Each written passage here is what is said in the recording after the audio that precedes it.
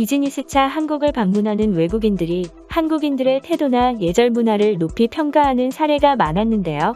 외국 가수들의 경우 일본에서는 공연을 하면 큰 반응이나 환호를 받지 못하고 가라앉은 분위기에서 공연을 하는데, 한국에서는 한국인 팬들이 가사를 외워와서 떼창을 하는 등 격렬한 반응을 보여주기 때문에 공연할 힘이 난다며 감동해서 눈물을 흘리기도 했고, 세계 여러 나라를 다니며 다양한 국적의 사람들을 만나는 승무원들 역시도 한국인들이 표정이 별로 없어 무서워 보이긴 하지만 별다른 문제를 일으키지 않고 알아서 잘하기 때문에 가장 근무하고 싶은 국가로 꼽는 등 긍정적인 반응을 보였습니다.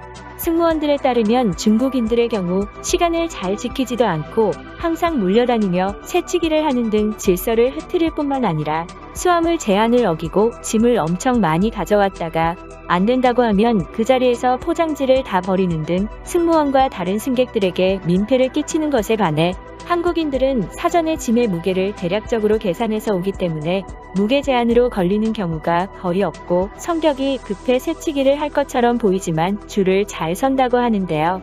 세계 각국으로 파견되는 외신 기자들 또한 여러 나라로 흩어진 동료들과의 소통으로 각국에 대해 이야기를 나누기도 합니다.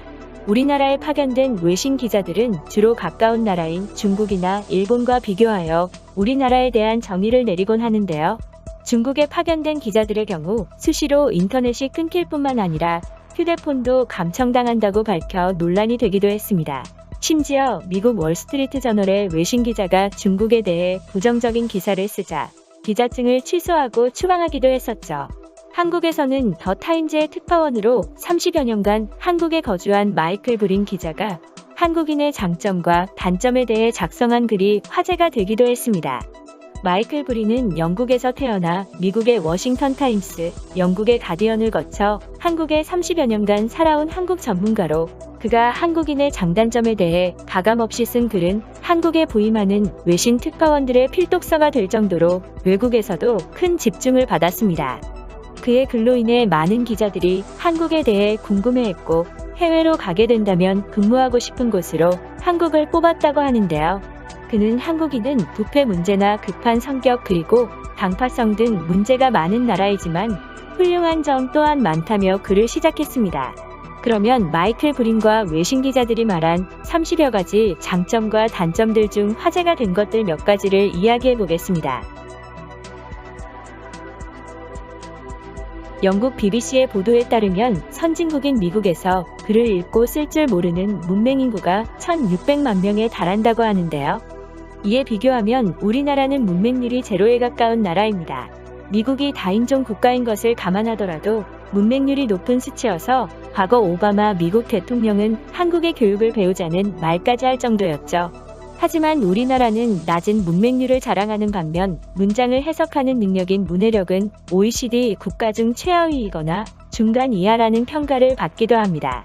문해력의 경우 통계마다 수치가 달라지기 때문에 100% 신뢰할 수는 없지만 요즘 SNS나 뉴스 기사를 보면 글의 맥락을 이해하지 못하고 엉뚱한 댓글을 다는 사람들이 많은 것이 사실이죠.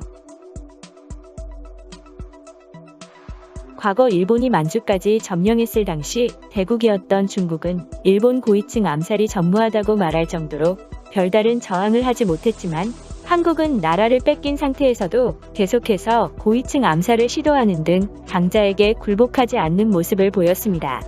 일본이 상하이를 침략해서 중국을 꺾은 후에 일왕의 생일을 기념하여 상하이에서 승전 기념식을 할 때조차도 중국인들은 제대로 대응을 하지 못했는데요. 하지만 윤봉길 의사가 기념식장에 나타나 폭탄을 투척하여 일본 장성들에게 큰 피해를 입히자 당시 중국 국민당의 수장인 장제스는 중국의 1억 인구가 해내지 못한 것을 한국의 청년이 해냈다고 감탄하기도 했죠. 또 과거 몽골이 중앙아시아를 휩쓸고 유럽까지 쳐들어가 러시아를 거쳐 헝가리와 폴란드까지 점령했을 당시에도 우리나라는 끈질기게 저항했는데요.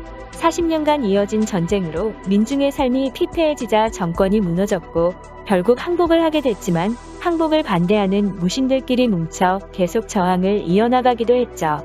당시 세계를 호령하던 몽골은 유례없는 저항을 보인 고려에게 독립성과 자주성을 약속하기도 했는데요.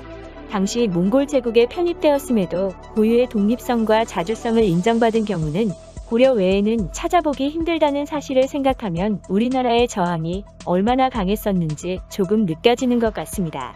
한국은 약육강식의 논리와는 반대로 강대국에는 놈자를 붙이고 약소국에는 사람을 붙이기도 합니다. 미국 놈, 외놈, 떼놈 등 강대국들에게는 놈자를 붙이며 우습게 보는 배짱을 보여주기도 하지만 인도네시아 사람, 아프리카 사람과 같이 약소국에는 대체로 깔보지 않고 관대한 모습을 보여주고 있습니다.